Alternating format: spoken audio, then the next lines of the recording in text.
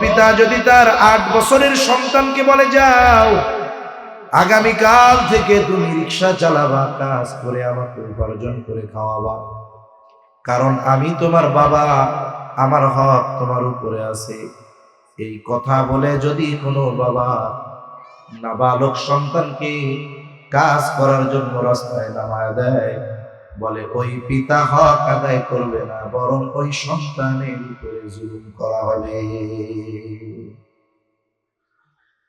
তাহলে পিতা সন্তানের কাছে হক পাবে কখন? বলে সন্তান বালেগ হবে যখন তখন। কিন্তু সন্তানও তো পিতার কাছে কিছু হক পায়, বলে কখন? সন্তান দুনিয়ায় আসার আগেই পিতার কাছে হক পায়। হযরত ওমর রাদিয়াল্লাহু তাআলা আনহু প্রথম হকের কথা বলতেছে। প্রত্যেকটা পিতার কাছে সন্তানের প্রথম হক একজন দিনদার মা। একটু বুঝে থাকলে জবাব দেন তো, সন্তানের মা আগে হয় নাকি সন্তান আগে হয়? কি আগে হয় বন্ধু? আগে তো মা হয়, এরপরেই না সন্তান হয়। তার মানে যেই মানুষটা বিবাহ করার সময় খালি চেহারা দেখা বিয়ে করে ফেলছে, সেই মানুষটা অলরেডি সন্তান হোক চাই না হোক তার হক নষ্ট করে বসে আছে। ঠিক কিনা বলেন? এজন্য নবীজি সাল্লাল্লাহু আলাইহি ওয়াসাল্লাম নারীদের কোন গুণ দেখে বিবাহ করতে হবে নবী জানায় দেয়। নবী আমার বলেন 4টি জিনিস দেখে বিবাহ করা হয়। বলে 1 নাম্বার তার সৌন্দর্য, 2 নাম্বার বংশ, 3 নাম্বার সম্পদ, 4 নাম্বার বলেন তার দীনদারিত্ব। তবে দ্বীনের ব্যাপারে নবীজি বলেন ফাগফার বিযাতিদ্দীন। নবীজি বলেন তোমরা দ্বীনকে প্রাধান্য দাও, যদি না দাও তাহলে কিন্তু অবস্থা খারাপ। তার মানে দীনদারিত্ব অবশ্যই থাকতে হবে, সাথে সাথে যদি সুন্দর হয়, টাকা পয়সাও না হয়, উচ্চ বংশীয় হয় তাহলে ভালো। কিন্তু দীনদারিত্ব নাই, বাকি 3টা যদি থাকে, বাস্তবিক অর্থে ওই মেয়ে আসলে ভালো মেয়ে হতে পারে না। তাহলে কেউ যদি বিবাহ করার ক্ষেত্রে, তার বিবাহের ক্ষেত্রে কন্যার দীনদারিত্বকে প্রাধান্য না দিয়ে থাকে, তাহলে সে সন্তানের হক নষ্ট করে বসে আছে। তাহলে 1 নাম্বার সন্তানের হক একজন দীনদার মা।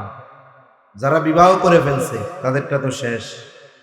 এখন যারা ভবিষ্যতে অধীনস্থদের বিবাহ দিবেন, সন্তান যাদের আছে বিবাহ দিবেন, বিবাহ দেওয়ার ক্ষেত্রে কি দেখবেন? টাকা পয়সা কি আছে এটা দেখবেন আগে? কথা কয় না।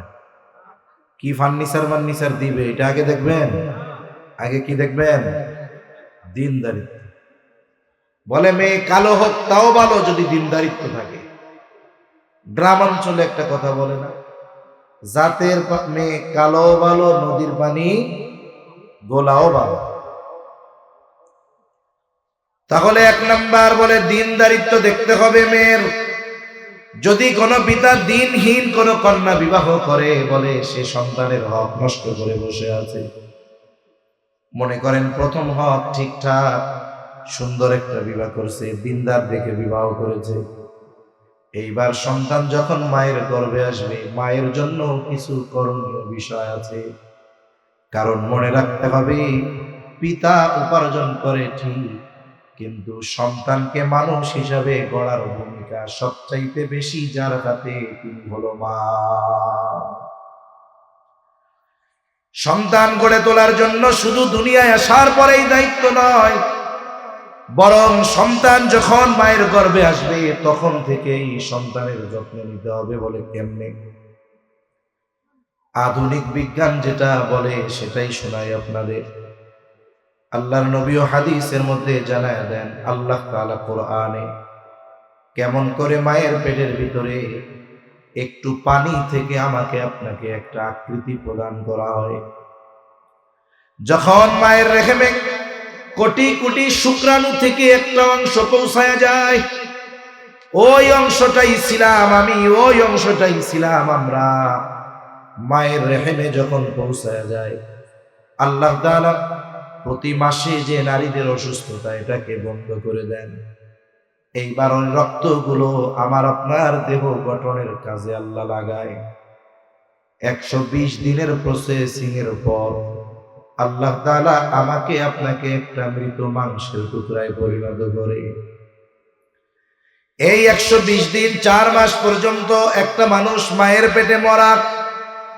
হাদিসের মধ্যে আসছে 120 দিন পর একজন ফেরেশতা আল্লাহ তাআলার নির্দেশে মায়ের গর্ভের মধ্যে হাজির হয়ে যায়। ওই মরা মাংসের টুকরার মধ্যে রূহ ফুঁকে দেয়, রূহ। এইবার মায়ের পেটে মরা মাংসটা জীবিত হয়ে যায়।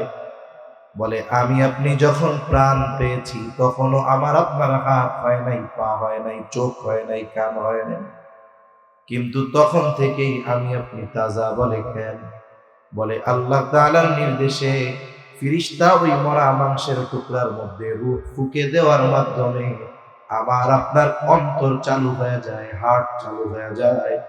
আর যতক্ষণ একটা মানুষের হার্ট চালু থাকে, রক্ত চলাচল জারি থাকে, ততক্ষণ পর্যন্ত তাকে জীবিত বলে সাব্যস্ত করা হয়। অজ্ঞান মানুষ অ্যাক্সিডেন্ট করছে, রক্ত গোটা দেহে প্রবাহিত হচ্ছে, রক্তে রঞ্জিত দেহ, ডাক্তারের কাছে নিয়ে গেলে ডাক্তার আগে হাত চাইবা ধরে, ধরে না এরকম? এইটা ধইরা ডাক্তার বুঝে যে রক্ত চলাচল আছে কিনা। ও সেন্সলেস হয়ে যায়, ওর হাত পা চলে যায়, যা থাকে থাক, যতক্ষণ রক্ত চলাচল আছে ততক্ষণ ওকে জীবিত বলে সাব্যস্ত করা হয়। মায়ের পেটে যখন আমি আপনি জীবন পাইছি, বলে আমার আপনার হাত পা কিছুই ছিল না, কিন্তু আমি আপনি তখনই হৃদয় লাভ করছি, হার্ট তৈরি হয়ে গেছে, রক্ত সঞ্চালন শুরু হয়ে গেছে, এই যে জীবন পেয়ে গেলাম। এখন থেকে কি হয়? বলে মা যা ভাবে, মা যা বলে, মা যা করে, সব কিছুর প্রভাব পেটের মধ্যে ওই বাচ্চার উপরে পড়ে। সুবহানাল্লাহ। এটা আধুনিক বিজ্ঞানের গবেষণা। বলে মায়ের পেটে যখন বাচ্চা রূহ পায়, প্রাণ পায়, মা যা চিন্তা করে ওই চিন্তার প্রভাব বাচ্চার উপরে পড়ে। এখন সন্তান মায়ের পেটে আসবার পর মায়ের কর্ম কি হওয়া দরকার, আর আমাদের সমাজের মায়েদের কি কর্ম? উচিত তো ছিল সন্তান মায়ের পেটে আসার পরে মা তার জীবন যাত্রাকে পরিবর্তন করে ফেলবে।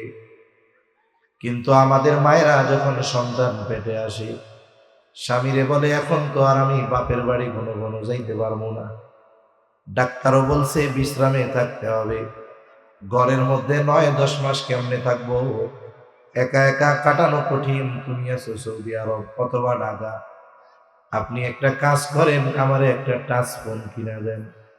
কয় কি কয় না? কয় না মনে হয়, আপনাদের দিক বলে না তো? বলে প্রথমে বলে সময় কেমনে কাটাবে, একটা টাচ ফোন কিনে দেন, দিল কিনা। এরপরে কয় এটা তো মরা, একটা সিম কিনা দেন, এমবি বইরা দেন। এইবার দিল সিম কিনা, এমবি বইরা। এইবার এমবি ভরা সিম, মোবাইলের মধ্যে নাটক দেখে, সিনেমা দেখে, গান শুনে, সব কিছুর প্রভাব বাচ্চার উপরে পড়ে। আমরা ছোটবেলায় ওয়াজ শুনতাম, বুজুর্গানে দিন উলামায়ে কেরাম ওয়াজ করতেন। একজনের নাম হলো কুতুবউদ্দিন বখতিয়ার কাকি রহমাতুল্লাহি আলাইহি। কুতুবউদ্দিন বখতিয়ার কাকি বয়স 6 বছর। মা বাচ্চারে নিয়ে গেছে মাদ্রাসায় আলিফ বা তাসা শেখানোর জন্য।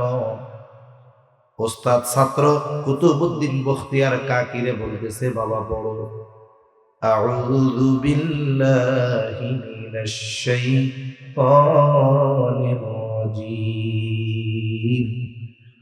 বিসমিল্লাহির রহমানির রহিম।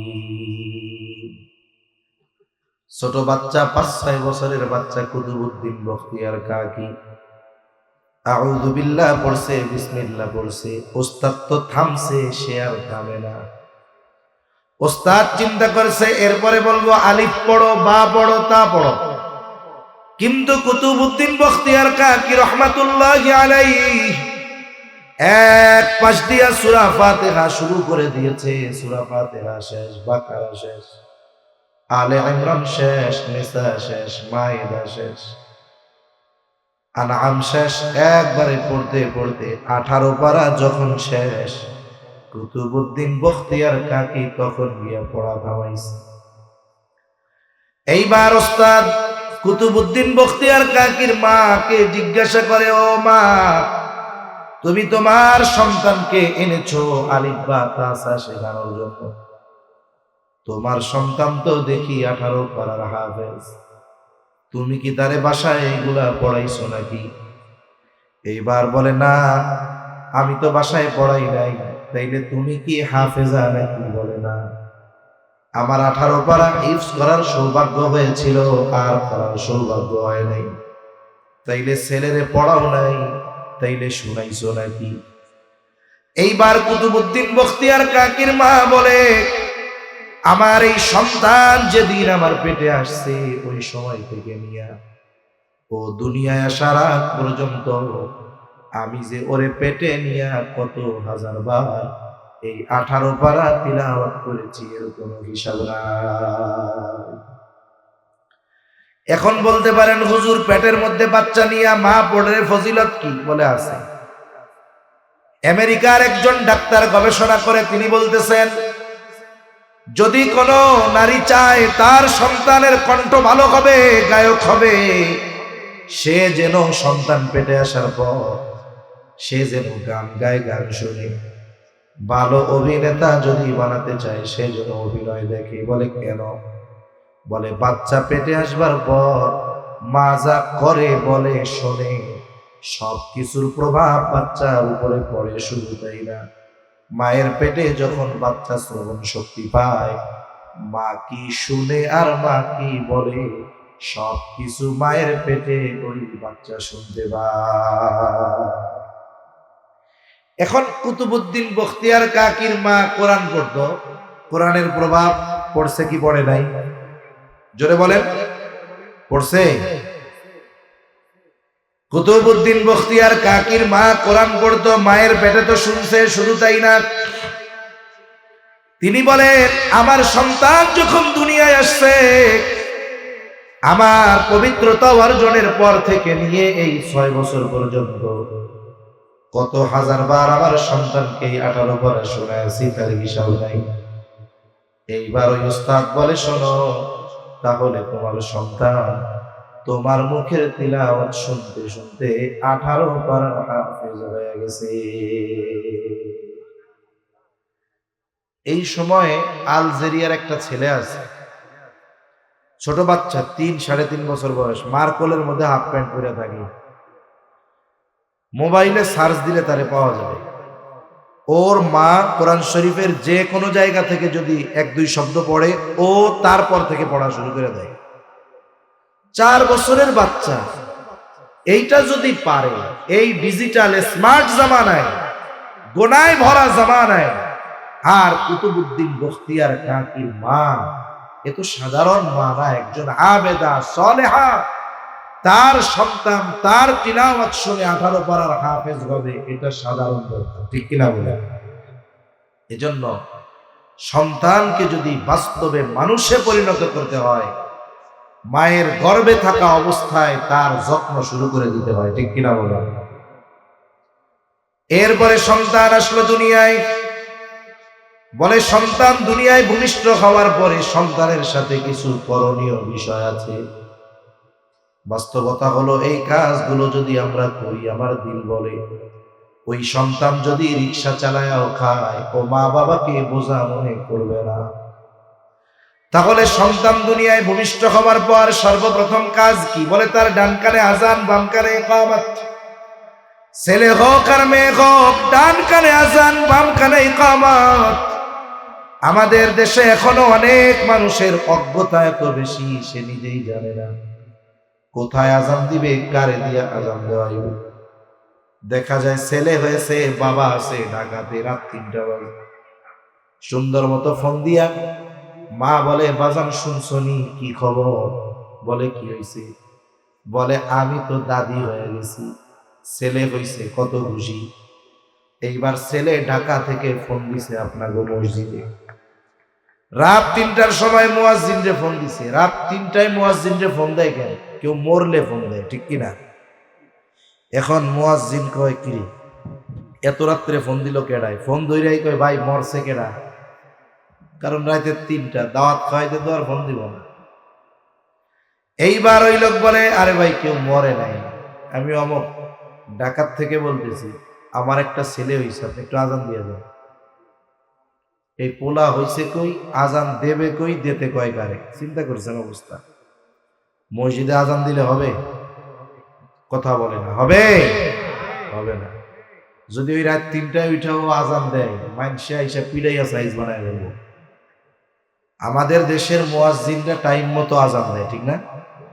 আজান শুইনাও এলাকার মানুষ মসজিদে যায় না, এটাও তো ঠিক। সবাই কি যায়? যায় না। কিন্তু মুয়াজ্জিন যদি রাত 3টায় আজান দেয়, দেখবেন এলাকার সব মানুষ গিয়া মসজিদে হাজির। তার মানে সারা জীবন মুয়াজ্জিন টাইম মতো আজান দিলে না গেলেও বেটাইমে আজান দিলে সব চলে যাবে, যে কেন আজান দিলে এই টাইমে।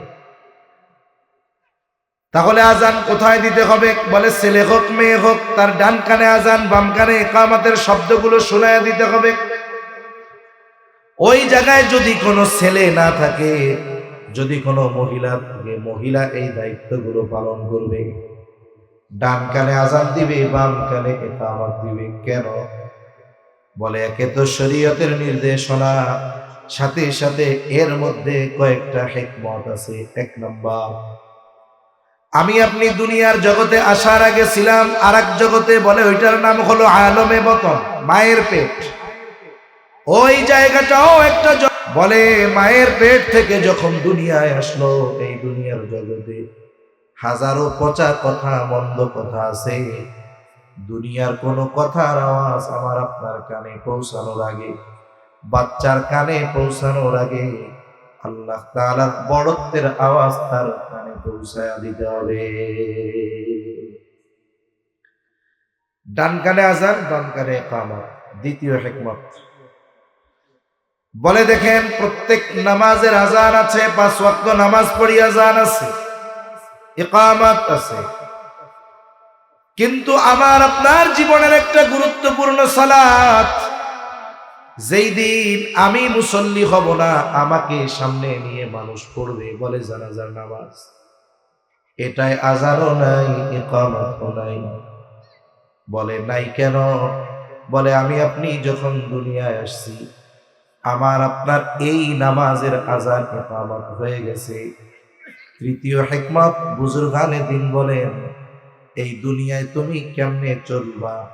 বলেন তো, আপনাদের এলাকায় যখন নামাজের জন্য ইকামত দেওয়া হয়, ইকামত দেওয়ার কতক্ষণ পরে ইমাম সাহেব নামাজ শুরু করে? কয় ঘন্টা পর? হ্যাঁ, সাথে সাথে না, ধরেন 1 সেকেন্ড, 1 সেকেন্ডই ধরলাম। তার মানে আমার আপনার জীবনের এই জানাজার নামাজের আজানও হয়ে গেছে, ইকামতও হয়ে গেছে, নামাজ বাকি। বুজুর্গানে দিন বলেন দুনিয়ার হায়াত এমন মনে করো যেমন নাকি ইকামতের পরে নামাজ শুরু হইতে যতটুকু সময়, তুমি তোমার দুনিয়ার হায়াতটাকে ওই রকম মনে করো, তাহলে দেখবা এই হায়াতের কদর তুমি করতে পারবা। আর যদি মনে করো আমার বাপ পাচ্ছে 80 বছর, আমি তো কমপক্ষে 75, এই চিন্তা যদি মাথার মধ্যে রাখো, দেখবা হায়াত এই সময়টাকে কাজে লাগাতে তো পারবাই না, বরং দেখা যাবে সময়গুলো গুনায় অতিবাহিত হয়ে যাবে। তাহলে মূল কথা, সন্তান দুনিয়ায় আসার পর আজান ইকামত দিয়ে দিতে হবে। দেখুন এই যে আমেরিকা জ্বলতেছে, আপনারা জানেন না? ক্যালিফোর্নিয়া জ্বলতেছে না? জ্বলতেছে। এই আমেরিকাতেও অমুসলিমেরা মুসলমানদের এই কাজগুলোকে খুব রেসপেক্ট করে, সম্মান করে। আমি মাঝে মধ্যে বলি, আমার এক বন্ধু আছে, তার বাড়ি সিলেট, ও আমেরিকার মিশিগান থাকে, ওইখানের বাসিন্দা, সিটিজেনশিপ পেয়েছে। যেহেতু আমেরিকার নাগরিক, আমেরিকার চিকিৎসা সুবিধাও সে ভোগ করতে পারে। বলতেছে ভাই আজীব ঘটনা শোনাই আপনার, আমাদের দেশে তো যখন কোনো মহিলাকে হসপিটালে ভর্তি করবেন, আপনি যদি গিয়ে বলেন যে আমার ওয়াইফ পর্দা করে, এনার চিকিৎসা সেবার জন্য নার্স যারা থাকবে, ডাক্তার যারা থাকবে, সবাই যেন মহিলা হয়, দেখবেন আপনারে খোসা মাইরে করে বেরেন নিয়ে অন্য জায়গা দিয়ে আপনি জানবেন, এরকম উল্টাপাল্টা কথা বলবো, ঠিক কিনা বলবেন? তিনি বলতেছে, আমি যখন আমার স্ত্রীকে নিয়ে হসপিটালে ভর্তি করলাম, উনি সন্তান সম্ভবা।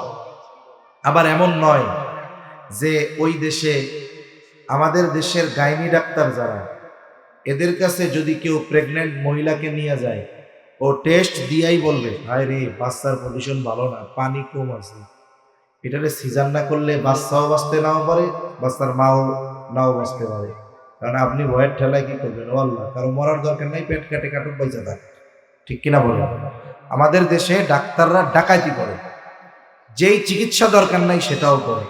মাঝে মধ্যে আমরা দেখি না, তার কোনো সমস্যা নাই, অ্যাপেন্ডিসাইডের অপারেশনের কথা কইয়া 5 লাখ খেয়ে হয়ে গেছে, বেচারার জীবনটাই শেষ। আবার আর এক ডাক্তারের ব্যাপারে দেখলাম, সে কি ব্যথার অপারেশনের কথা বইলা একেবারে কিডনি বের করে নিয়ে আর একজনের কাছে বেঁচে দিচ্ছে।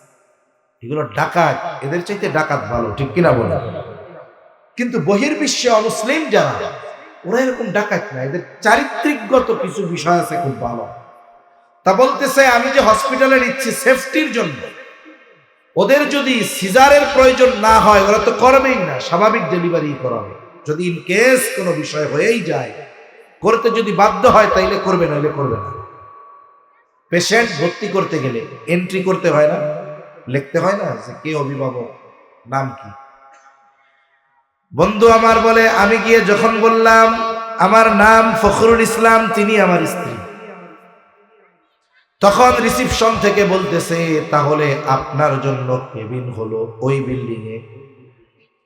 বলে কেন, আমার জন্য আলাদা কেন? বলে হ্যাঁ, আপনি তো মুসলিম, লেবাসেও বোঝা যাচ্ছে, আপনি তো আপনার স্ত্রীকে দিয়ে পর্দা করান। বলে ওই ভবনে যারা আছে, ওইখানে ডাক্তার থেকে নিয়ে শুরু করে সবাই মহিলা, ওইখানে আপনার স্ত্রীর পর্দার কোনো সমস্যা হবে না। আর আমরা যদি বলি যে যে ডিউটিতে আছে ওনারে বাদ দিয়ে একটা মহিলা দেন, দেখবেন কত কথা শোনায় আমাদের।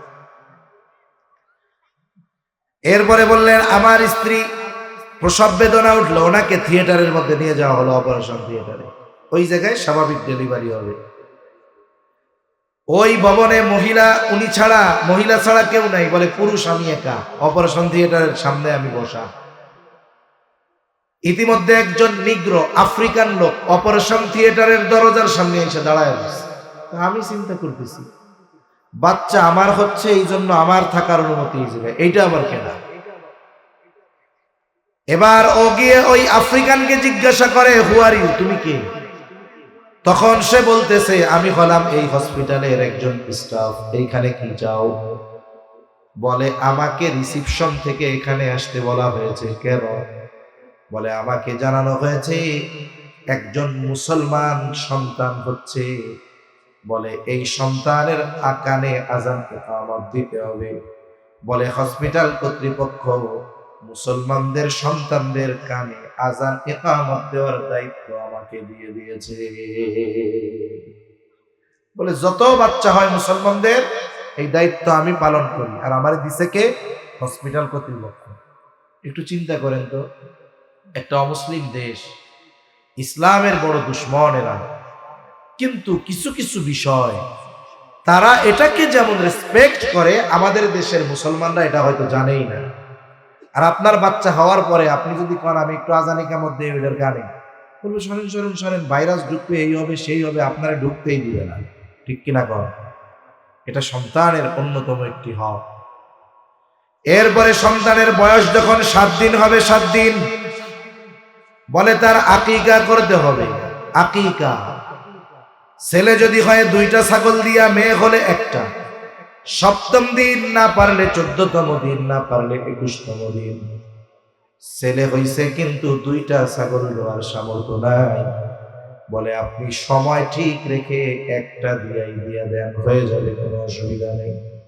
কিন্তু অনেক মানুষ এমনও আছে, সামর্থ্য থাকার পরেও ইচ্ছা করে আকিকা দেওয়ার ক্ষেত্রে বিলম্ব করে। আকিকার সাথে বাচ্চার কল্যাণ অকল্যাণের একটা সম্পর্ক থাকে, এজন্য দিয়ে দেওয়া উচিত। ইচ্ছা করে কি করবে? বলে কোরবানির সাথে দিয়া দিব। এরকম কাজ করে কি করে না বলেন? করে। আপনার সামর্থ্য না থাকলে এক ব্যাপার, থাকার পরে কেন বিলম্ব করেন? এই জন্য কোরবানির সময় যখন আসে, এই যে এক গ্যাঞ্জাম শুরু হয়, এক গ্রুপ কইব আকিকার সাথে কোরবানির সাথে আকিকা দিলে জায়েজ হবে না, আর আমাদের বলা লাগে আরে ভাই জায়েজ আছে, তবে কাজটা ঠিক না। কারণ আমলের ক্ষেত্রে সুন্নাহকে প্রাধান্য দিতে হয়। সামর্থ্য আছে, সময় মতো দিয়ে দেন। কতজনের ঘটনা কেমন হয় জানেন? মুরব্বী একজন ফোন দিছে, হুজুর কি হয়েছে? কয় হুজুর কুরবানির সাথে কি আকিকা দিলে হবে? তখন তারে বোঝাই যে দেখেন আকিকা দেওয়া জায়েজ, তবে আপনি আমলের ক্ষেত্রে বিলম্ব কেন করলেন? কয় হুজুর কইেন না। কইেন না কেন, কি হয়েছে? কয় আমার নাতির আকিকা দিবে। কার দিবে? নাতির আকিকা। তা আমার এই আকিকা দেওয়ার খবর শুনে আমার মা বৃদ্ধ মানুষ বাইসে আছে। আমার মা কয় বাজান রে, তোমার আকিকাটাও দেওয়া হয় নাই, তোমারটাও সাথে দিয়ে দিও। তার মানে মানুষের অবস্থা এরকম, বুড়া হয়ে গেছে এখন পর্যন্ত তার নিজের আকিকা দেয় নাই, নিজেরটা নিজের দেওয়া লাগতেছে। এজন্য আমরা এই সমস্ত কাজে বিলম্ব করব না, বলেন ইনশাআল্লাহ। আপনি সন্তান ভালো চান, সন্তান গড়তে চান, আপনার শুরু থেকে এই প্রসেসগুলো কাজে লাগাতে হবে। তা না হলে আপনি প্রকৃতপক্ষে একজন নেক সন্তান হিসাবে আপনার সন্তানকে গড়ে তুলতে পারবেন। তাহলে সপ্তম দিনে আকিকা দিতে হবে। কি দিতে হবে? আকিকা। না পারলে 14তম দিন, না পারলে 21তম দিন। এরপর বলে মাথার চুলগুলো মুন্ডায়া দিতে হবে। চুলের ওজন পরিমাণ স্বর্ণ অথবা রৌপ্য অথবা উভয়টার যে কোনো একটার সম পরিমাণ মূল্য সাদকা করে দিতে হবে। সপ্তম দিন আর একটা কাজ, বলে সন্তানের সুন্দর একটা নাম রাখতে হবে, বলে যেই নামটা তার ধর্মীয় পরিচয় বহন করবে। হাদিসের মধ্যে আসছে আল্লাহ তাআলার কাছে সবচেয়ে প্রিয় নাম আব্দুল্লাহ আর আব্দুর রহমান। এলাকায় আব্দুল্লাহ বেশি, আব্দুর রহমান বেশি। তাহলে এক কাজ করবেন, আল্লাহ তাআলার গুণবাচক নামগুলোর সাথে আবদুন যোগ করে নাম রাখবেন। আব্দুর রাজ্জাক, আব্দুল মালিক, আব্দুল খালিক, আব্দুস সামাদ। নাম সুন্দর না? অনেক ডাক নামটা সুন্দর রাখবেন আগে। আমাদের দেশের কাম কি জানেন? ডাক নামটা রাখে, এটা মুসলিম না অমুসলিম ডাক নামে বোঝা যায় না। ভালো নামটা লুকায় রাখে। কি রাখে? কয় আতিকুর রহমান সুমন, শফিকুর রহমান জনি, সাইফুল ইসলাম টনি। এরকম নাম আছে না নাই? এই মনি, টনি, জনি, রনি, এগুলো কি মুসলমানদের নাম হতে পারে? এগুলো সব ধর্মের মানুষের মধ্যে আছে। এটা তো একটা ভেজাল কুজাল, সেকুলার নাম। আমাদের দেশে কিছু সেকুলার আছে। একজন তো সংসদে দাঁড়াইয়াই বলছিল, বলে মাননীয় স্পিকার, আমার স্ত্রী, আমার পুত্রবধূর বাড়ি হলো ভারতে, সে বাংলাদেশে যখন আসে তখন নামাজ কালাম পড়ে, সে যখন ইন্ডিয়া যায় তখন পূজা অর্চনা করে। এই হলো অবস্থা। নাম একটা রাখছে সেকুলার মার্কা নাম, এটা মুসলমান, হিন্দু না, বৌদ্ধ না, খ্রিস্টান, এটা টেরও পাওয়া যায় না। কিন্তু ভালো নামটারে লুকায় রাখছে। আরে মিয়া, টাকা পয়সা চুরি করে নেওয়া যায়, নাম কি চুরি করে নেওয়া যায় না? ভালো নাম, ডাক নামটা ভালো রাখেন না কেন? বুজুর্গানের দিন বলেন, কিয়ামতের দিন আল্লাহ তাআলা ডাকবে ইয়া ইব্রাহিম, হয়তো এরকম ডাকবে আল্লাহ, ইয়া ইব্রাহিম, এর ইব্রাহিম। এখন এই পৃথিবীতে কি ইব্রাহিম একজন নাকি? ইব্রাহিম কি একজন? এই নামে লোকের অভাব আছে। নবীর নাম যদিও, কিন্তু এই নামে লোকের তো অভাব নেই। বলে হয়তো দেখা যাবে ইব্রাহিম নামের সবাই আল্লাহর সামনে হাজির। আল্লাহ হয়তো বলবে, কিরে আমি তো ডাকছি আমার খলিল ইব্রাহিমকে। তখন হয়তো তারা বলবে, আল্লাহ আপনি তো বলেন নাই ও আমার খলিল ইব্রাহিম, আপনি তো ডাক দিছেন ইয়া ইব্রাহিম, আমার নাম তো ইব্রাহিম, আমাদের নাম তো ইব্রাহিম। আল্লাহ তাআলা কিয়ামতের দিন বান্দাকে ক্ষমা করার জন্য বাহানা তালাশ করবে। হয়তো আল্লাহ তাআলা ওই দিন বলবে, গোলাম আমার খলিলের নামের সাথে তোমাদের নাম মিল থাকার কারণে যাও আমি তোমাদেরকেও মাফ করে দিলাম। আল্লাহ চাইলে পারেন কি পারেন না? আল্লাহ যে কি পরিমাণ দয়া আমাদের উপর, আল্লাহ চাইলে মাফ করে দিতে পারে। তাহলে নাম আব্দুল্লাহ, আব্দুর রহমান বেশি, আল্লাহর গুণবাচক নামগুলোর সাথে মিলায় নাম রাখবো। আব্দুর রাজ্জাক, আব্দুস সামাদ, আব্দুল খালেক, এই নামগুলো রাখার সাথে সাথে ডাকার সময় সুন্দরভাবে আমরা ডাকবো। আব্দুল মালেক, আব্দুল খালেক, কিন্তু আমরা কি করি? কিছুদিন পরে আবদুন শব্দ বাদ দেই, এখন খালি ডাকে খালেক, খালি ডাকে মালেক। এর কিছুদিন পরে অবস্থা কি? কয় ও খালেক কে কে বলে, কি বলে না আপনাদের এদিকে? চিটাগাং, নোয়াখালী, ফেনী, কুমিল্লা, এদিক দিয়েই তো কোন আপনারা। ও মালিক কে কন্ডে কি হচ্ছে কে? হ্যাঁ, এরকম বলে না? এখন বলেন তো, আল্লাহ রাসূল সাল্লাল্লাহু আলাইহি ওয়াসাল্লাম কারোর নাম ব্যঙ্গ করে ডাকতে মানা করেছেন। এটা জাহেলিয়াতের সময়ের কাজ। আমরা কি করি? এটাকে কোনো পাপ মনে করি না, অন্যায় মনে করি না। এজন্য নাম যেমন সুন্দর রাখবো, অনুরূপ ভাবে সুন্দর ভাবে আমরা ডাকবো। ঠিক কিনা বলেন? ঠিকভাবে ডাকবো। ডাকার ক্ষেত্রে সুন্দরভাবে ডাকতে হবে। এরপরে সন্তান যখন আর একটু বড় হবে, সন্তানের অন্যতম গুরুত্বপূর্ণ হক, অভিভাবক তাকে কোরআন শিখাবে, কোরআন দিন শেখাবে, দিন। আমার ভাই মাহমুদ মাদানী সর্বশেষ বলছে দ্বীন ইলমের কথা। দ্বীন ইলম শিখা আমাদের সকলের জন্য জরুরি। বলে শুধু নিজে শেখা জরুরি নয়, বরং অধীনস্থদেরকেও দ্বীন শেখানো জরুরি। রাসূলুল্লাহ সাল্লাল্লাহু আলাইহি ওয়াসাল্লাম বলেন, তালাবুল ইলমি ফরিদাতুন আলা কুল্লি মুসলিম। দ্বীন ইলম শিক্ষা করা প্রত্যেক মুসলমান নরনারীর উপরে ফরজ। প্রথম প্রশ্ন, কতটুকু ফরজ? কেউ কেউ বলে একটা মানুষ পরিপূর্ণ দ্বীন মেনে চলার জন্য যতটুকু ইলম দরকার কতটুকু শেখা ফরজ। আবার কেউ কেউ বলেন না না, আল্লাহ তাআলা তো একা জাহান্নাম থেকে বাঁচতে বলেন নাই। আল্লাহ তাআলা বলেন, ইয়া আইয়ুহাল্লাযীনা আমানু কু আনফুসাকুম ওয়া আহলিকুম নারা। আল্লাহ তাআলা বলেন, হে ঈমানদারেরা, তুমি নিজে জাহান্নামের আগুন থেকে বাঁচাও, অধীনস্থদেরকেও জাহান্নামের আগুন থেকে বাঁচাও। এখন বলেন তো, নিজে যদি জাহান্নাম থেকে বাঁচার জন্য ইলমে দ্বীন দরকার হয়, অধীনস্থদেরকে জাহান্নাম থেকে বাঁচানোর জন্য তাদের ইলমে দ্বীন শিক্ষা দেওয়ার দরকার আছে না?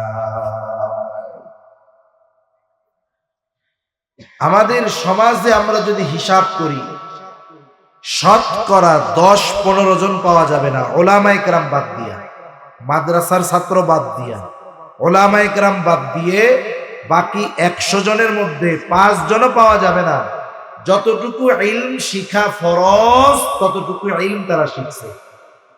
এরকম শতকরা 5 জনও পাওয়া যাবে না। তাইলে আমরা মুসলমান, আমরা যে ওই পরিমাণ দ্বীন শিখলাম না, যেই পরিমাণ শেখা ফরজ ছিল, বলেন তো এর কারণে আমাদের পাপ হচ্ছে কি হচ্ছে না? কথা বুঝেন নাই মনে হয়।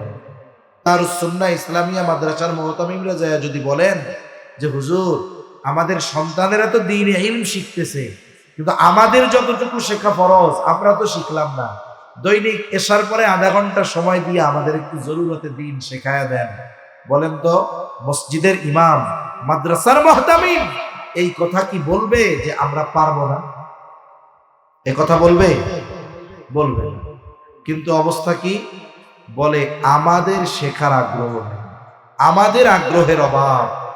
এই জন্য আমরা আমাদের গাফলতির কারণে ইলমে দ্বীন অর্জনে আগ্রহী হচ্ছি না। এটা আমাদের জন্য পোড়াপো, এটা আমাদের জন্য বড় দুর্ভোগ। এজন্য আমরা শিখবো তো ইনশাআল্লাহ। বলেন শিখবো তো? ইলম হলো দিলের খোরাক। আমি সে কথাই বলতেছিলাম, আমার মাহমুদ মাদানী ভাই বলে গেছে, আমরা যেমন খিদা লাগলে একসাথে পাশে বাচ্চা আর বুড়া একসাথে বৈশা যেমন ক্ষুধার যন্ত্রণা দূর করার জন্য একসাথে খানা খাইতে লজ্জা পাই না, অনুরূপভাবে ইলমে দ্বীন শেখার জন্য যদি বাচ্চাদের সাথে বসতে হয়, আমরাও এক্ষেত্রে লজ্জা করব না। যদি ইলমে দ্বীন না শিখি, বলে আমার ইবাদত গুলো অনেক ক্ষেত্রে দেখা যাবে সঠিক হচ্ছে না, ইবাদত কবুল হচ্ছে না।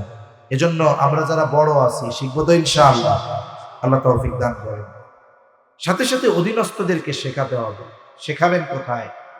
যদি আপনার বাসায় যদি পরিবেশ থাকতো আলহামদুলিল্লাহ, কিন্তু আমাদের বাংলাদেশে বাচ্চাদের ঘরে রেখে দ্বীন শেখানোর মতো পরিবেশ নাই। এই জন্যই এই ধরনের মাদ্রাসাগুলা, ছোট ছোট মাদ্রাসা, নুরানি মাদ্রাসা, এই মাদ্রাসাগুলোর মধ্যে আমাদের দায়িত্ব যেটা ছিল এটা ওরা পালন করে দিচ্ছে। মনে রাখবেন, এই মাদ্রাসাগুলো হলো এ জাতির ঈমান হেফাজতের ক্যাম্প। আজ থেকে 4-5 বছর হবে আগে বান্দরবন থানার একেবারে শেষ প্রান্তের দিকে এক জায়গায় গেছি আমি, এই দিকের না ওই দিকের, খাগড়াছড়ি পার হয়ে যাওয়া লাগছে। মাহফিল চলতেছে 10টার দিকে, হঠাৎ করে পাশে গোলাগুলির আওয়াজ। আমি তো ভয় পেয়ে গেছি, কি না কি হয়েছে আল্লাহ জানে। মানুষজন বলতেছে অসুবিধা নেই, অসুবিধা নেই, চালাই যায়। তাড়াতাড়ি শেষ করলাম মাহফিল। এরপরে বিভিন্ন এলাকা থেকে তো মানুষরা এখানে বসতি স্থাপন করছে। তাদের মধ্যে একজন বলতেছে, হুজুর আজকে তো আমরা 12টা পর্যন্ত বাহিরে কাটাইয়া সুন্দর মতো ঘরে ফিরলাম। আজ থেকে 7-8 বছর, 8-9 বছর আগেও এই এলাকায় আমরা সূর্য ডুবার আগে ঘরে ঢুকতাম আর দিনের বেলা বাইরে হইতাম। সব ঘরের মধ্যে বাইরে হইতাম না। কেন? বলে জানমালের নিরাপত্তা ছিল না। এখন কি হয়েছে? বলে আমাদের ছোট্ট ছোট্ট 2টা ক্যাম্প হয়েছে, একটা আর্মির ক্যাম্প আর একটা বিডিআর বিজিবির ক্যাম্প। 2 ক্যাম্পে 50-50-100 জন সৈন্য আছে মাত্র। কিন্তু আশেপাশের 2-4-5 গ্রামের মানুষ এই 2টা ক্যাম্পের কারণে নিরাপদ। গভীর রাতে একা একা পথ চলতেও এখন তাদের কোনো ভয় ডর লাগে না। কেন হইল? বলে 2 ক্যাম্পের কারণে তাদের জানমালের হেফাজত হয়ে যায়। অনুরূপভাবে প্রত্যেকটা মাদ্রাসা, প্রত্যেকটা এলাকার মানুষের ঈমান হেফাজতের ক্যাম্পাস, ঠিক কিনা বলে? আর এখানের সৈনিক কারা? বলে ওই যে যারা পড়তেছে তারা। এজন্য যারা সাধারণ মানুষ, দ্বীনের উপরে যখন কোনো আঘাত আসে ওনারা বুঝতে পারে না যে কি হইতেছে, কিন্তু উলামায়ে কেরাম বুঝে। এই বাচ্চারা বড় হয়ে বুঝবে যে ইমানের উপরে আঘাত, ইসলামের উপরে আঘাত, কোরআনের উপরে আঘাত, দ্বীনের উপরে আঘাত। ওরা যখন টের পাবে, ওরা জাতিকে সতর্ক করে দিবে, সাইরেন বাজায় দিবে যে সাবধান, আমাদের ঈমান নিয়ে খেলা চলতেছে, হে জাতি সাবধান, জীবন দিয়ে হলেও এই জালেমদের বিরুদ্ধে লড়াই করতে হবে, ঠিক কিনা বলে? এরা আমাদের ঈমান হেফাজতের ক্যাম্পাস হলো এই মাদ্রাসাগুলো। আর সন্তানগুলো কি বলে? আমাদের ঈমান হেফাজতের সৈনিক হলো তারা। এজন্য আমার আপনার সন্তানদেরকে দ্বীন শেখানোর জন্য মাদ্রাসায় আগে দিব। আপনার ইচ্ছা আমার ছেলেটারে ডাক্তার বানাবো, ইঞ্জিনিয়ার বানাবো, উকিল বানাবো, আপনি বানান, কিন্তু অনুরোধ আগে তাকে মুসলমান বানান, ঠিক কিনা বলেন? আমি আপনাকে বলি না সন্তানকে হাফেজ বানাতে হবে, আলেম বানাতে হবে, মুফতি বানাতে হবে, কিন্তু অবশ্যই মুসলমান তো বানাতে হবে। এই জন্য মুসলমান যদি বানাতে হয়, আমার আপনার সন্তানকে সাথে সাথে আমাদেরকে ইলমে দ্বীন অর্জন করা ব্যতীত প্রকৃত মুসলমান হওয়া সম্ভব নয়। আলেম হলেই যে জান্নাতে যাবে বিষয়টা এমন না, আলেম না হলে যে জাহান্নামে যাবে বিষয়টা এমন না। মুসলমান যদি না হয়ে মরে, বলে জান্নাতে যাওয়ার কোনো উপায় থাকবে না, ঠিক কিনা বলে? সেজন্য মুসলমান যদি বানাতে হয়, আমার আপনার সন্তানকে দ্বীন শেখাতে হবে। যে সমস্ত জায়গায় নুরানি আছে, এই জায়গায় নুরানি মাদ্রাসা, নুরানি আছে, এখানে নুরানি আছে, ছেলেটারে কমপক্ষে 3 পর্যন্ত নুরানি পড়ান। কি হবে জানেন?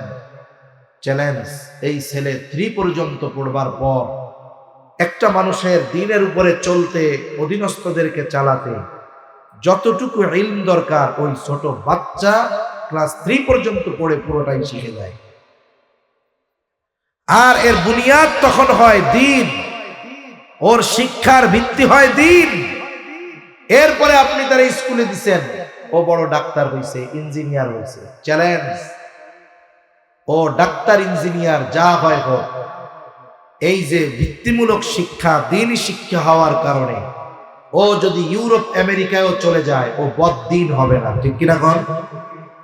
কারণ একটা প্রবাদ আছে, কুল্লু শাইইন ইয়ারজিউ ইলা আসলিহি, প্রত্যেক জিনিস তার মূলের দিকে ফিরে আসে। বলে আপনার এই সন্তান যেখানেই যাক না কেন, বৃত্তিমূলক শিক্ষা, দ্বীনি শিক্ষা হওয়ার কারণে আপনার সন্তান একটা সময় আবার দ্বীনের দিকে ফিরে আসবে। এই দ্বীন শিখে এই ছেলেটা যদি ডাক্তার হয়, বলে ও ডাক্তারই হবে, ডাকাত হবে না। আমাদের দেশে ডাক্তারদের ব্যবসা বুঝেন, আপনি শুধু যে 1000 টাকা তাকে ফিস দিয়ে আসেন তা না তো, সুস্থ এক লোক যাওয়ার সাথে সাথে 15,000 টাকার টেস্ট লাগবে, আবার বলবে ওই ডায়াগনস্টিক সেন্টার থেকে করবেন। আপনি 15,000 টাকার টেস্ট করবেন, ওইখান থেকে অলরেডি 8,000 টাকা ওর পকেটে চলে গেছে। এই যে ডাকাতি আমাদের দেশে আছে না নাই? আর যদি ডাক্তার দিনদার হয়, ও চিন্তা করবে না, আমি তো ঢাকায় থাকি, শহরে থাকি, রুগী দেখি, আমি সপ্তাহে একদিন অথবা মাসে একদিন অথবা 15 দিনে একদিন আমি আমার গ্রামে যাব। যেই গ্রামে আমি বড় হয়েছি, গ্রামের অসহায় মানুষগুলোকে আমি একটু পরীক্ষা নিরীক্ষা করব, সাথে সাথে প্রাথমিক চিকিৎসার প্রয়োজনীয় যে ওষুধগুলো দরকার এগুলো আমি তাদেরকে দিব। ডাক্তার দিতে পারে, কারণ যেই পরিমাণ স্যাম্পল ডাক্তাররা পায়, ও মোটামুটি 1 মাসেরটা জমাইলে 1 গ্রামের অসুস্থ মানুষদের ওষুধ দিতে পারবে, ঠিক কিনা বলেন?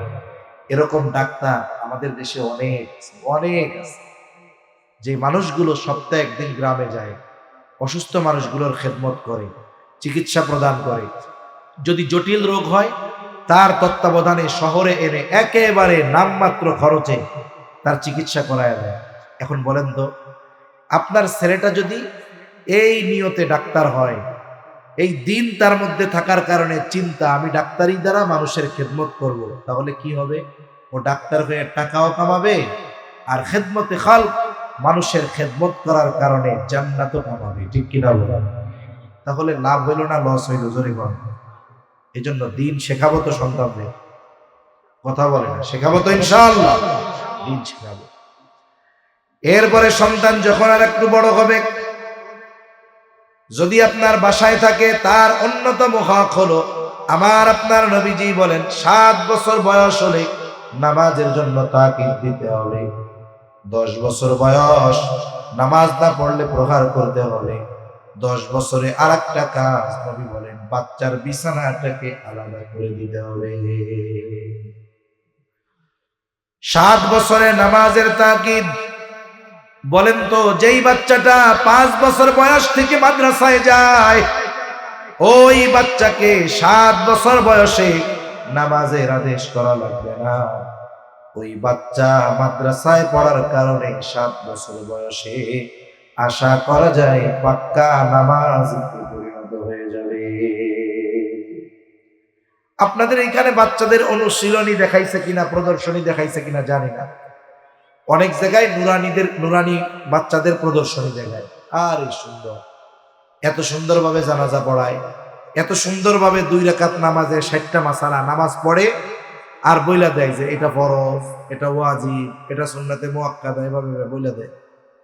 এখন যদি বাচ্চা মাদ্রাসায় দেন, নামাজি বানানো আপনার উপরে দায়িত্ব ছিল, কিন্তু মাদ্রাসায় দিলেন, কি হইল?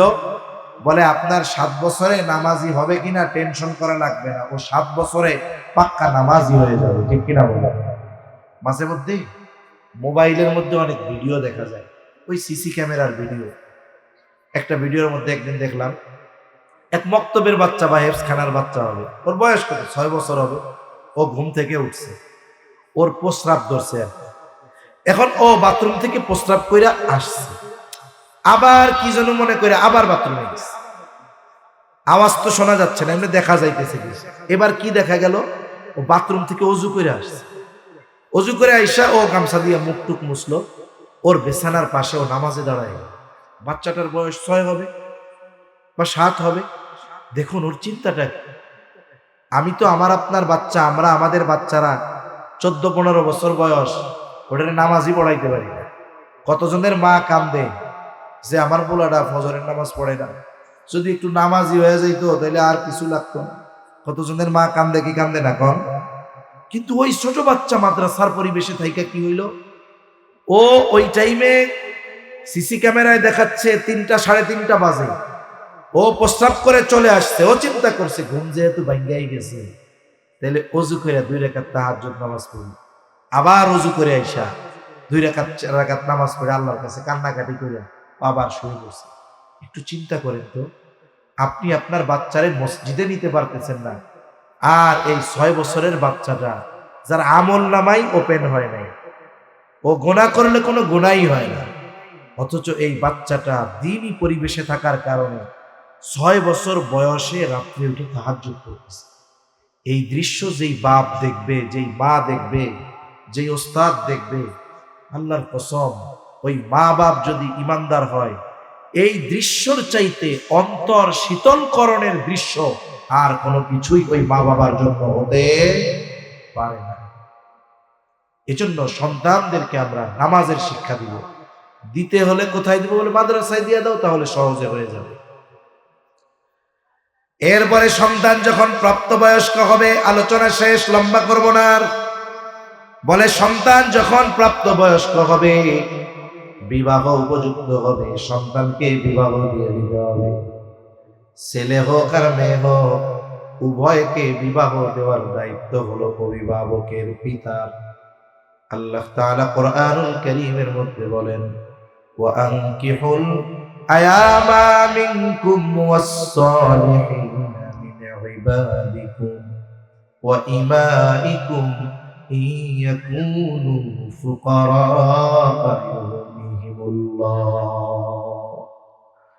আল্লাহ তাআলা অভিভাবকদেরকে আদেশ দিয়েছেন, তোমাদের অধীনস্থ যারা বিবাহ উপযুক্ত আছে, সে যেই হোক তার বিবাহ দিয়ে দাও।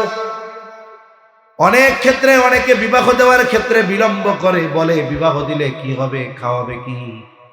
আল্লাহ তাআলা বলেন, ইয়াকুনু ফুকারা ইউগনিহিমুল্লাহ।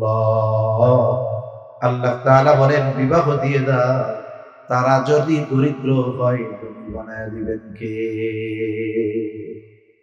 বলেন তো, পিতার জন্য শুধু মেয়েকে বিবাহ দেওয়া দায়িত্ব, না ছেলেকেও দেওয়া দায়িত্ব? কথা বুঝেন নেই আপনারা? কথা কন না কেন? মাথা যাকেন কেন? কথা না কইলে মনে হয় তো যে আমি কবরস্থানে ওয়াজ করতেছি। বলেন, অভিভাবকের জন্য ছেলে মেয়ে উভয়কে বিবাহ দেওয়া দায়িত্ব না? কিন্তু পিতা কি করে? খালি মাইয়ারে বিয়া দেওয়ার লেগে আছে, টেনশনে শেষ। অনেক বাপ কি করে, মেয়ে হইছে, ওর চিন্তা এর তো বিয়ে দিতে হবে 18 বছর 17 বছর বয়সে, বিবাহ উপযুক্ত হইলে। এবার মেয়ের জন্য 10টা গাছ লাগায়, বড় দামি কাঠের গাছ, প্রতি মাসে 500 টাকা করে জমায়। এবার মেয়ে যখন বিবাহ দিবে, এই গাছ 10টা বেচছে 10 লাখ টাকা, জমছে আরো 5 লাখ। এবার মেয়ের এসে বলে, মামনি তুমি জানো এই তোমার বিবাহ দেওয়ার টাকা কোথা থেকে আসতেছে? 1 টাকাও আমার খরচ থেকে, আমার নিজের জমানো টাকা থেকে ভাঙা লাগতেছে না। কোথা থেকে আসছে?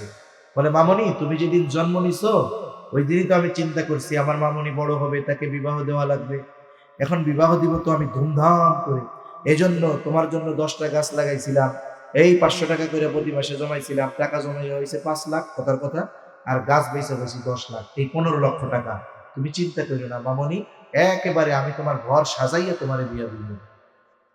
আপনাদের অঞ্চলে এই সিলেট চট্টগ্রামে 2 বিভাগে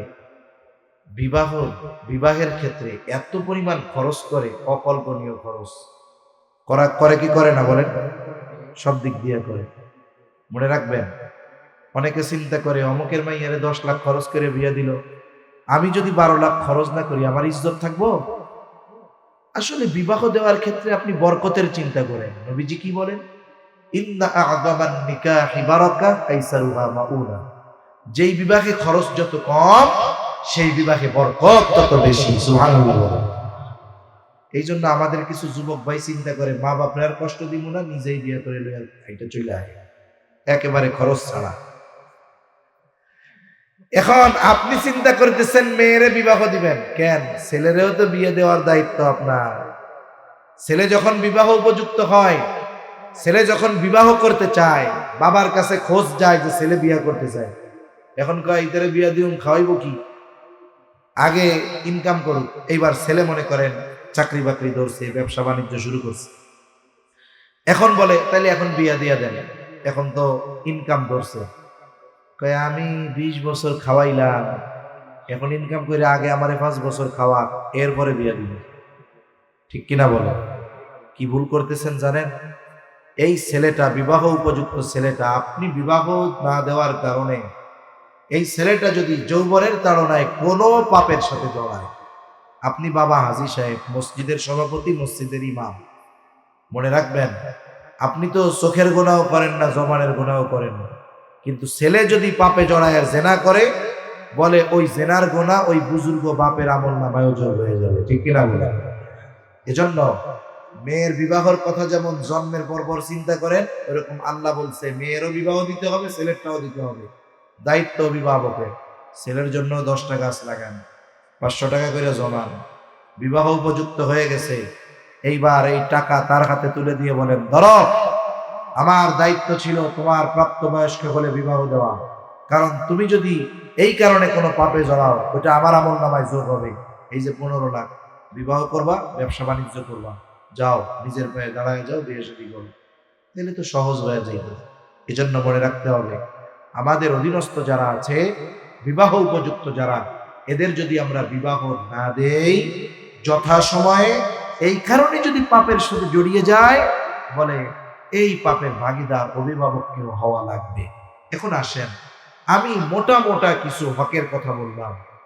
একটা বাবা যদি তার সন্তানকে এই বিষয়গুলো মেনটেন করে প্রতিপালন করে, বলেন তো আপনার কি মনে হয় ওই বাবার বুড়াকালে আইসা হুজুরের কাছে বলা লাগবে যে একটু পিতামাতার হকের ওয়াজ করেন? করা লাগবে? লাগবে না। কেন? বলে আপনি গাছ লাগিয়েছেন, যথাযথভাবে গাছের যত্ন নিয়েছেন, 5 বছর পরে ইনশাআল্লাহ যদি অঘটন না ঘটে, ওই গাছ আপনাকে ফল দিবে। সন্তান এরকম এক নিয়ামত।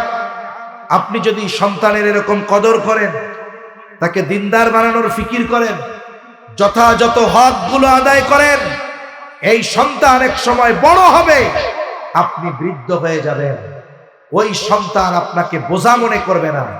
ওর যদি কামলা দিয়েও খাওয়াতে হয়, ওই মা বাবাকে সে কামলা দিয়ে খাওয়াবে, নিয়ামত মনে করবে। ঠিক কিনা বলা?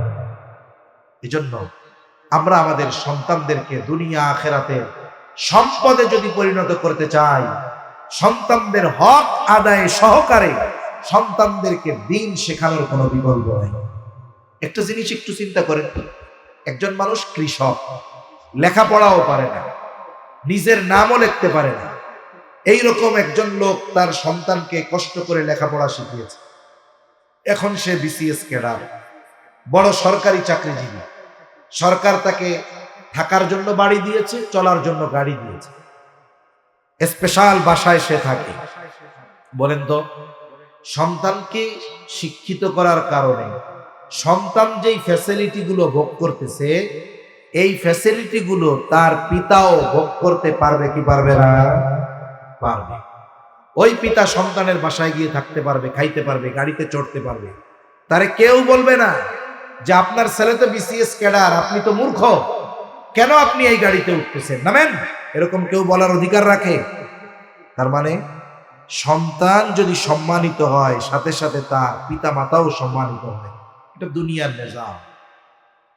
অনুরূপ ভাবে সন্তান যদি আখিরাতে সম্মানিত হয়, ছেলেটারা যদি আলেম বানান, হাফেজ বানান, মাদ্রাসায় ভর্তি করে দেন, আপনি আমি ভালো আমল করতে পারি নাই, কিন্তু ও তো হাফেজ, ও তো আলেম, কিয়ামতের দিন ওই হাফেজরে আল্লাহ তাআলা বলবেন, ইকরা ওয়ারতাকি ওয়ারাত্তিল কামা কুনতা তুরাত্তিলু ফিদ দুনিয়া ফাইন্না মানজিলাকা ইনদা আখিরি আয়াতিন তাকরাউহা। বলে পড়ো, দুনিয়ায় যেমন তার তিলের সাথে পড়তা, ওরকম পড়তে থাকো, তুমি যেখানে যে তোমার পড়া শেষ, তোমার অবস্থান ওই জায়গায় হবে। শুধু তাই না, এই হাফেজে কোরআনের মা বাবা অনেক সময় দেখবেন আমাদের দেশে পুরস্কার দেয় রত্ন গর্ভা মা, মানে ছেলেটা দেশের জন্য অবদান রাখছে, এবার তার মাকেও পুরস্কার দেয়। মা মূর্খ। কি পুরস্কার দেয়? রত্ন গর্ভা মা বলে তাকে অ্যাওয়ার্ড দেওয়া হয় আখেরাতের ময়দানে। হয়তো দেখা যাবে ছেলে আলেম হাফেজ, মা বাবা মূর্খ, ইবাদত ঠিকমতো করে নাই, কিন্তু এই সন্তানের কারণে কিয়ামতের দিন আল্লাহ তাআলা ওই মূর্খ মা বাবাকেও সম্মানিত করবে। ঠিক কিনা বলেন? তাহলে দেখুন, একটা মানুষের সম্মানিত হওয়া, লজ্জিত হওয়া সন্তানের সাথে জড়িত থাকে। দুনিয়া এরকম হয় না? মনে করেন একজনের ছেলে ইয়াবা কারবারির সাথে জড়িত, লোকটা খুব ভালো দিনদার, কিন্তু ছেলেটা খারাপ, ওয়ারেন্ট হয়ে গেছে, থানার থেকে পুলিশ আইসা বাসায় খুঁজে পায় না, 2-4-5 দিন পরে এরাও বিরক্ত। এখন ওই লোক ভালো মানুষ, হাজি সাহেব মানুষ, তার উপরে টর্চার করে, তাকে বকাঝকা করে, তাকে ধইরা থানায় নিয়ে আটকায় রাখে, বলে মিয়া জন্ম দিয়ে ছেড়ে দিলেই হয়, মানুষ করতে হয় না, আপনার জ্বালায় শেষ হয়ে গেল। তার মানে দেখুন, আপনি নিজে ভালো, কিন্তু আপনার সন্তান যদি খারাপ হয়, ওই কারণে যেমন দুনিয়ায় অসম্মানিত হতে হয়, বলে আপনি নামাজি কিন্তু সন্তানের দিন শিখাইলেন না, কিয়ামতের দিন আল্লাহ না করুক ওই সন্তান যদি জাহান্নামী হয়, ও আগে আল্লাহর কাছে বলবে, আল্লাহ আগে আমার বাপরে জাহান্নামে দাও, এরপরে আমি যাব, এর আগে না। তাহলে কি বুঝলেন? আমি জানি না আপনারা কি বুঝতে পারছেন আমার কথা। আমি এটাই বোঝাতে চেয়েছি, একজন অভিভাবকের দুনিয়া আখেরাতে সফলতার পেছনে তার সন্তানদের অবদান থাকে। এজন্য আমরা যদি আমাদের সন্তানদের যেই হক ইসলাম আমাদের উপরে রেখেছে, এ হকগুলো যদি আদায় করি, ওই সন্তান সুসন্তান হবে, দুনিয়ায় যেমন আমার জন্য কল্যাণকর হবে, আখেরাতেও আমার জন্য কল্যাণকর হবে ইনশাআল্লাহ। আল্লাহ আমাদের সন্তানদের হকগুলো যথাযথভাবে আদায় করার তৌফিক দান করুক। জোরে বলি আমিন, আরো জোরে বলি আমিন। এখন এই আদর্শ সন্তান গড়ার কারখানা হলো এই দারুস সুন্নাহ ইসলামিয়া মাদ্রাসা। এই যে ভেতরে একটা মাদ্রাসা, এই মাদ্রাসার প্রতি সর্বপ্রথম আমরা আমাদের সন্তানদের এই মাদ্রাসাগুলাই দিব, পরে জাবানাই বানাই। প্রাথমিক শিক্ষা আমি দ্বীনি শিক্ষায় শিক্ষিত করব সন্তানদের। এরপরের কাজ কি? বলে দোয়া করব। এরপরের কাজ কি? বলে কিছু মানুষের তো অর্থ নাই, এরা শুধু দোয়াই করলে হবে, কিন্তু যাদের আল্লাহ সামর্থ্য দিয়েছে, দোয়ার সাথে দাওয়াও দিতে হবে। ঠিক কিনা বলে? আপনার সন্তান, আমার সন্তান, এরা এখানে পড়বে, এদের পড়ার পরিবেশ দরকার।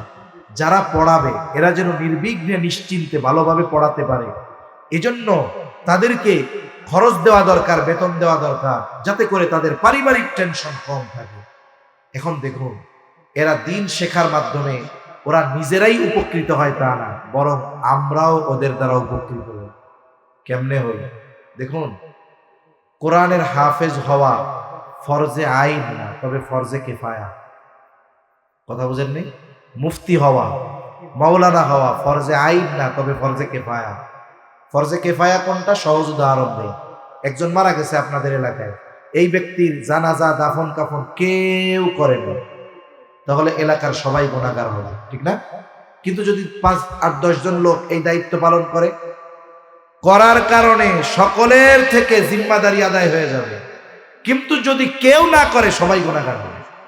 এখন যদি এক সমাজে কোনো হাফেজ না থাকে, কোনো আলেম না থাকে, কোনো মুফতি না থাকে, বলে তাহলে এই সমাজের সবাই গুনাহগার হবে। কিন্তু যদি কিছু মানুষ আলেম হয়, হাফেজ হয়, সকলের পক্ষ থেকে জিম্মাদারি আদায় হয়ে যাবে। তাহলে এই মাদ্রাসায় যারা পড়ে, বলেন তো এরা কি শুধু নিজেরা উপকৃত হয় না আমাদেরও উপকার করে? কথা বুঝেন নাই মনে হয়? আমাদেরও উপকার করে। এজন্য এদের সাথে আমাদের সহযোগী হওয়ার দরকার আছে না নাই? জোরে বলেন, আছে না নাই? এজন্য সর্বশেষ আমার কথা শেষ, আমি আপনাদের কাছে অনুরোধ করব, এই মাদ্রাসার জন্য কে কেমন দিতে পারবেন আমি জানি না। হয়তো কারো সামর্থ্য আছে 50 দিতে পারবেন, কারো হয়তো 20, কারো 10, কারো 5, কারো 15, কারো 500, কারো 1000, কারো 2000। কার কেমন অ্যাবিলিটি আছে আমি না জানলেও জানে কে? জোরে বলেন, জানে কে? আল্লাহ তাআলা জানে। এখন আপনারা নিজেদের থেকে ওই পাম্পট্টি মাইরা মানুষের কাছ থেকে কালেকশন করে, এটা আমি পারিও না, করিও না,